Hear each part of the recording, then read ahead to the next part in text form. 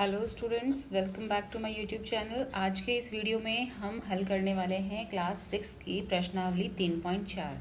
तो देखिए, पहला प्रश्न है, निम्न के सार्वगुणनखंड ज्ञात कीजिए। सार्वगुणनखंड क्या होते हैं ये मैंने आपको पिछला जो वीडियो है 3.4 का इंट्रोडक्शन, उसमें मैंने आपको बताया हुआ है। एक बार हल्का सा वापस बता देती हूँ। सार्वगुणनखंड का मतलब होता है ऐसी संख्या जो दोनों के पहाड़े में आ रही है। जैसे कि हम हल करेंगे तो आपको समझ में आ जाएगा।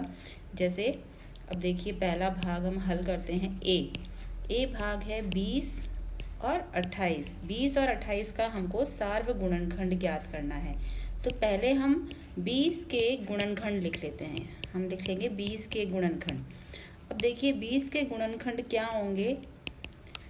कहने का मतलब 20 के गुणनखंड का मतलब क्या है कि 20 किस किस संख्या के पहाड़े में आ रहा है। 1 के आ रहा है, 2 के आ रहा है, और किसके आ रहा है। 20 जो है 4 के पहाड़े में आता है, 20 5 के पहाड़े में आता है, 10 के पहाड़े में आता है और 20 के पहाड़े में आता है। तो ये सारे जो है 20 के गुणनखंड है। इसके बाद में हम लिखेंगे 28 के गुणनखंड। 28 के गुणनखंड देखिए क्या क्या है। 28 कौन कौन सी संख्या के पहाड़े में आता है। 1 के, 2 के, और कौन सी संख्या के पहाड़े में आ रहा है 28, 4 के। इसके बाद आता है 7 के पहाड़े में, 7 चौक 28। इसके बाद आता है 14 के पहाड़े में, 14 दूनी 28, और फिर 28 के पहाड़े में। अब हमको क्या करना है, सार्वगुणनखंड ज्ञात करने हैं। सार्वगुणनखंड का मतलब जो दोनों में, सार्व यानी कॉमन, जो दोनों में आ रहे हैं। सार्वगुणनखंड ऐसे गुणनखंड जो दोनों में आ रहे हैं। 20 के गुणनखंड में भी है और 28 में भी है। देखो, एक दोनों में है, एक सबका गुणनखंड होता है। 2, ये 4 भी आ रहा है। उसके बाद में कोई कॉमन नहीं है, यानी दोनों के अंदर ऐसा कोई संख्या नहीं जो दोनों में आ रही हो। तो कौन कौन से हैं जो दोनों में आ रहे हैं, 1, 2 और 4। तो 20 और 28 के सार्वगुणनखंड कितने हो गए, 20 और 28 के 1, 2 और 4। ठीक है। इसी तरह से अब करते हैं नेक्स्ट बी भाग। बी भाग जो है वो है 15 और 25। 15 और 25। अब हमको 15 के गुणनखंड लिख देने हैं पहले।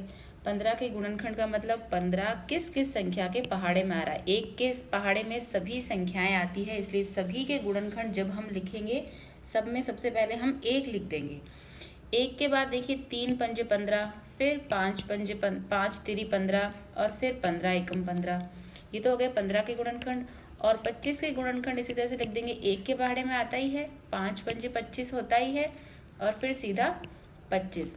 तो अब देखिए, सार्वगुणनखंड यानी जो दोनों के अंदर आ रहा है। सार्व यानी दोनों में जो आ रहा है, 1 दोनों में आ रहा है, और कौन सी संख्या जो दोनों में आ रही है, 5।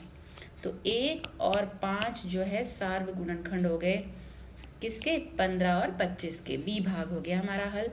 इसी तरह से सी भाग देखिए। सी भाग है 35 और 50।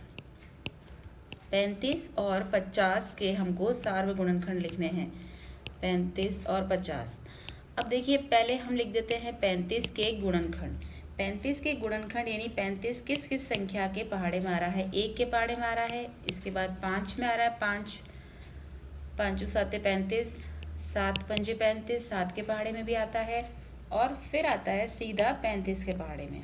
इसी प्रकार 50 के लिख दो।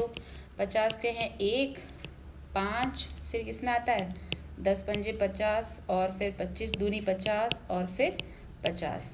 अब हमको लिखना है सार्व यानी दोनों में जो आ रहे हैं कॉमन जो है। 1 दोनों का कॉमन है, और क्या है कॉमन, 5 कॉमन है। 5 के बाद में कोई भी ऐसा गुणनखंड नहीं है जो दोनों में आ रहा है। तो अब हमको निकाल के नीचे लिख देना है सार्वगुणनखंड। सार्वगुणनखंड कौन कौन से हैं, 1 और 5। 1 और 5 जो है दोनों में आ रहे हैं। इसके बाद में देख लेते हैं डी भाग। डी भाग है 56 और 120। 56 और 120 के हमको सार्वगुणनखंड निकालने हैं। तो देखिए, सबसे पहले हम 56 के गुणनखंड लिख देते हैं। 56 के गुणनखंड, 56 किस किस संख्या के पहाड़े में आ रहा है, 2 के में, 4 के में, 7 के पहाड़े में, 7 8 56, 8 के पहाड़े में, 8 7 56, 14 के पहाड़े में आता है, 14 चौक जो है 56 होता है। इसी प्रकार 28 के पहाड़े में आता है, 28 तिरी 56, और फिर 56 के पहाड़े में। स्वयं के पहाड़े में तो हर संख्या आएगी। 20 के गुणनखंड देखिए बहुत सारे होंगे। अच्छा, मैंने 1 नहीं लिखा, 1 तो सबके पहाड़े में आता है। तो 1 2 के बाद में 20 के जो है 3 का है, 4 का है, 5 का है, 6 के पहाड़े में भी है, 8 के पहाड़े में भी ये जो है इसके बहुत सारे गुणनखंड है। 10 12 के पहाड़े में भी आता है, 15 के पहाड़े में भी 120 आता है, 20 के पहाड़े में 120 आता है, 24 के पहाड़े में 120 आता है, 30 40 के पहाड़े में भी 120 आएगा, 60 दूनी 120 120।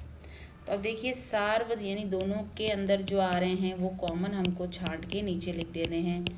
तो देखिए 1 दोनों में आ रहा है, 2 दोनों में आ रहा है, उसके बाद में 4 दोनों में आ रहा है, 4 के बाद देखिए 4 के बाद 8 दिख रहा है दोनों में आता हुआ। इसके बाद में कोई ऐसी संख्या नहीं है जो दोनों में आ रही है, ठीक है। इस यहाँ पे देखिए 56 तक चले गए और यहाँ पर जो है कोई नहीं है। तो 1 2 4 और 8, 1 2 4 और 8 जो है इनके सार्वगुणनखंड है, ये इनके सार्वगुणनखंड है, ठीक है।